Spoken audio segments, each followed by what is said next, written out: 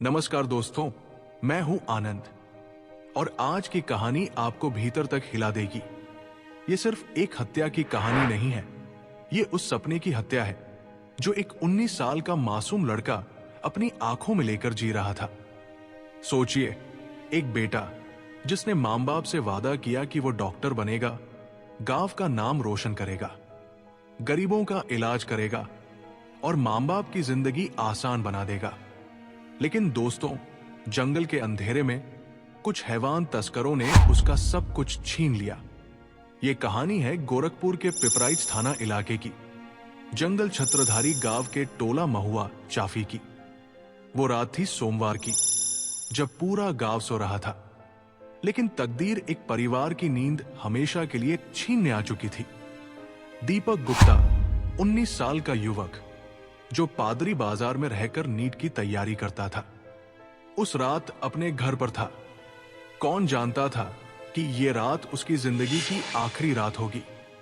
गांव के ही बुजुर्ग दीपक के बाबा खरहान गुप्ता, जो रेलवे से रिटायर्ड कर्मचारी थे, उनकी दुकान के सामने रात करीब 11:20 पर एक संदिग्ध बोलेरो आकर रुकी। गांव के लोग जानते थे कि यह इलाका पशु तस्करों के लिए बदनाम है। बोलेरो देखते ही दीपक का बुआ का बेटा मोनू चौकन्ना हो गया। उसे शक हुआ कि ये लोग चोरी या तस्करी के इरादे से आए हैं। उसने तुरंत फोन उठाया और घर वालों को खबर कर दी। खबर मिलते ही दीपक का पिता दुर्गेश, चाचा अशोक और भाई वीरेंद्र मौके पर पहुंचे। दीपक भी पीछे पीछे पहुंच गया। गांव के बीचों बीच रात की खामोशी में टॉर्च की रोशनी और गाड़ियों की आवाज के बीच तनाव का माहौल बन गया। जैसे ही परिवार ने बोलेरो में बैठे लोगों से सवाल किया, अचानक तस्करों ने हमला कर दिया। पत्थरों की बरसात होने लगी, चीखें गूंज उठीं। दुर्गेश और वीरेंद्र घायल हो गए।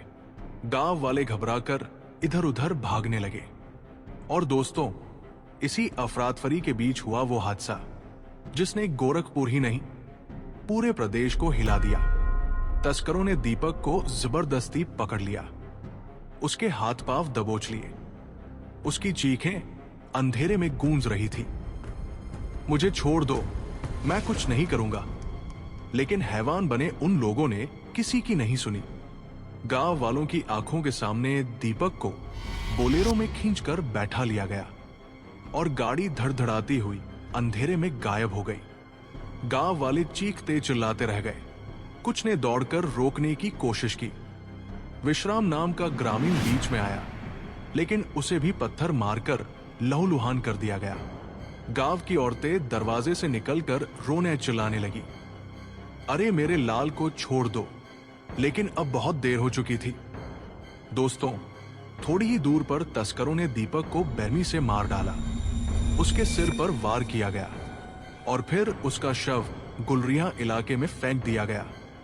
सोचिए जरा, एक बच्चा जिसकी आंखों में सिर्फ सपने थे, उसे कुछ हैवानों ने इस तरह मौत के घाट उतार दिया।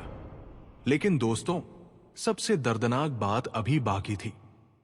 तस्करों ने दीपक का मोबाइल उठाया, खून से सने कपड़ों में उसकी तस्वीर खींची और वही तस्वीर उसके ही व्हाट्सएप स्टेटस पर डाल दी।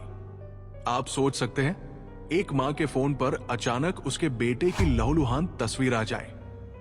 एक छोटे भाई की आंखों के सामने भैया की जानहीन तस्वीर चमक उठे। उस वक्त क्या गुजरी होगी। दीपक की मां सीमा जैसे ही तस्वीर देखी, वही गिर पड़ी। उनकी चीख पूरे गांव में गूंज उठी।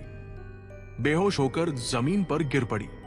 छोटा भाई सुरेंद्र दहाड़े मारकर रोने लगा, भैया भैया मुझे छोड़कर मत जाओ। पिता दुर्गेश, जो खुद घायल थे, बार बार यही कहते रहे, मेरा दीपक क्यों चला गया। उसने तो डॉक्टर बनने का सपना देखा था। गांव की गलियां मातम से भर गई। हर घर में सिसकियां थी, हर आंख नम थी। लोग एक दूसरे को पकड़कर रो रहे थे। कोई कह रहा था दीपक बहुत होशियार था, कोई कह रहा था उसने तो नीट में टॉप करना था। हर जुबान पर एक ही नाम था, दीपक। अगले दिन पोस्टमार्टम के बाद जब दीपक का शव एम्बुलेंस से गांव पहुंचा, तो पूरा गांव चीख पड़ा। मां बेसुध होकर गिर पड़ी। पिता का कलेजा फट गया। रिश्तेदार रो रो कर बेहाल हो गए। छोटा भाई सुरेंद्र शव से लिपटकर चिल्ला रहा था, भैया उठ जाओ, मुझे अकेला मत छोड़ो। शाम को घाट पर अंतिम संस्कार की तैयारी की गई। पूरा गांव वहां मौजूद था। हर किसी की आंखें नम थी। जब पिता दुर्गेश ने कांपते हाथों से अपने बेटे को मुखाग्नि दी तो ऐसा लगा जैसे पूरे गांव के सपने जलकर राख हो गए हों। दोस्तों, दीपक की चिता की लपटें तो उस शाम बुझ गई, लेकिन गांव की आंखों में जलती आग और गुस्से की आंच बुझने का नाम नहीं ले रही थी। सैकड़ों की भीड़ घाट से लौटते वक्त बस यही कह रही थी, अगर पुलिस ने समय रहते कदम उठाए होते तो आज दीपक जिंदा होता। गांव में जैसे ही एम्बुलेंस से शव आया था, उसी समय से पुलिस और प्रशासन के खिलाफ गुस्सा फूट पड़ा था। महिलाएं चिल्ला चिल्लाकर कह रही थी, हमारे बच्चों की जान अब सुरक्षित नहीं है, पुलिस सिर्फ तमाशा देख रही है। और दोस्तों, जब पुलिस बल ने सुरक्षा का नाटक करते हुए गांव में दाखिल होना चाहा, तो ग्रामीणों का गुस्सा इतना बढ़ गया कि उन्होंने पथराव शुरू कर दिया। कई पुलिस वाले घायल हुए, कुछ तो भागते भी नजर आए। अगली सुबह जैसे ही सूरज निकला, गांव की हवा में अब भी आक्रोश घुला हुआ था। गोरखपुर पिपराइच मार्ग का भट्ठा चौराहा पूरी तरह जाम हो गया। सैकड़ों ग्रामीण सड़क पर उतर आए। महिलाएं, बच्चे, बूढ़े, हर कोई एक ही आवाज में चिल्ला रहा था, दीपक को इंसाफ दो, तस्करों को फांसी दो। पुलिस ने समझाने की कोशिश की, लेकिन भीड़ इतनी गुस्से में थी कि किसी की सुनने को तैयार नहीं थी। धक्का मुक्की हुई, लाठीचार्ज हुआ और फिर पथराव शुरू हो गया। दोस्तों, इस पथराव में एसपी नॉर्थ जितेंद्र कुमार श्रीवास्तव घायल हो गए। पिपराइच थानेदार पुरुषोत्तम सिन्हा का हाथ टूट गया। कई सिपाही खून से लथपथ जमीन पर गिर पड़े। पुलिस की गाड़ियां क्षतिग्रस्त हो गई। पूरा इलाका छावनी में बदल गया। इस बीच गांव वालों ने तस्करों की एक और गाड़ी को घेर लिया। उसमें 3 गोवंश लदे थे। गाड़ी फंस गई तो तस्कर भाग खड़े हुए, लेकिन उनमें से एक को ग्रामीणों ने पकड़ लिया। गुस्से से भरी भीड़ ने उसे घेर लिया और जमकर पीटा। पुलिस ने उसे छुड़ाने की कोशिश की, लेकिन भीड़ इतनी उग्र थी कि मानने को तैयार नहीं थी। गाड़ी को आग के हवाले कर दिया गया। चारों तरफ धुआं, शोर और चीख पुकार थी। दोस्तों, इस घटना के बाद शासन स्तर से हर मिनट अपडेट लिया जाने लगा। ADG law and order Amitabh Yash खुद गोरखपुर पहुंचे। उन्होंने तुरंत आदेश दिया कि इस पूरे मामले में शामिल हर पुलिसकर्मी की भूमिका की जांच हो। उसी रात जंगल दूषण चौकी प्रभारी ज्योति नारायण तिवारी, दरोगा सोनालाल, दरोगा सुरेंद्र पाल, हेड कांस्टेबल शाहिद खान और अन्य पुलिसकर्मियों को निलंबित कर दिया गया। गांव में यह खबर फैलते ही लोग कहने लगे, अब जाकर कुछ हुआ, लेकिन दीपक तो चला गया, उसके सपनों का क्या? महिलाएं रो रो कर कह रही थी, हमारे बच्चों की सुरक्षा कौन करेगा? बुजुर्ग कहते थे, हमने अपनी जिंदगी में इतनी दर्दनाक घटना कभी नहीं देखी। एडीजी अमिताभ यश ने एसटीएफ, क्राइम ब्रांच और सर्विलांस की टीमों को तुरंत तैनात किया।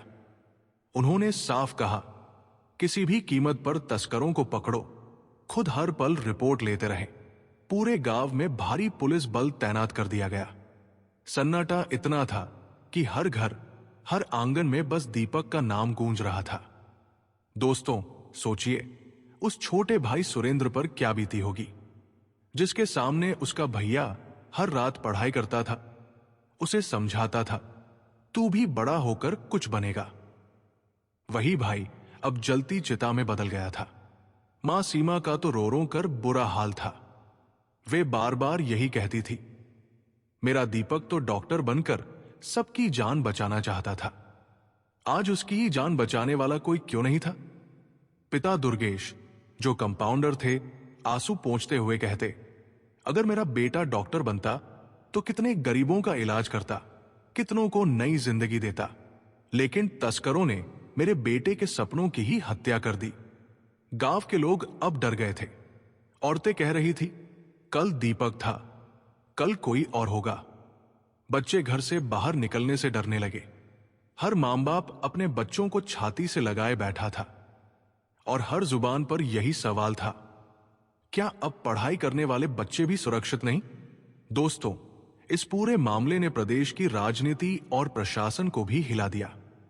शासन से लगातार आदेश आने लगे, जांच टीम बनाई गई, तेज तर्रार अफसरों को लगाया गया, लेकिन सवाल अब भी वही था, दीपक को वापस कौन लाएगा? रात को जब गांव की औरतें अपने अपने आंगन में बैठीं, तो वे आपस में यही कहती रहीं, हमने इतनी दर्दनाक घटना कभी नहीं देखी। हमारे बच्चों के सपनों पर कोई भी तस्कर इस तरह वार कर सकता है। अगर हम अब नहीं जागे तो अगला नंबर हमारे बच्चों का होगा। दोस्तों, यह कहानी सिर्फ गोरखपुर की नहीं है, यह कहानी पूरे समाज की है।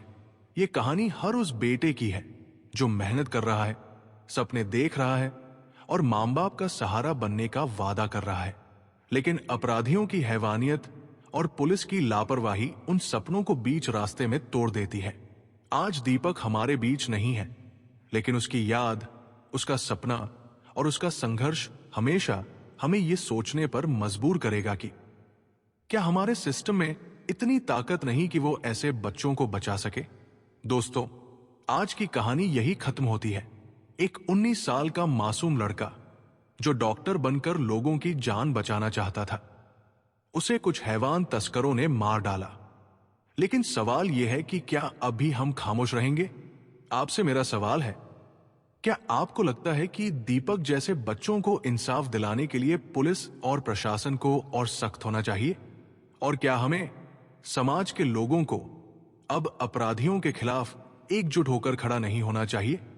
कमेंट में अपनी राय जरूर दीजिए, क्योंकि आपकी आवाज ही किसी दीपक जैसे बेटे को इंसाफ दिला सकती है।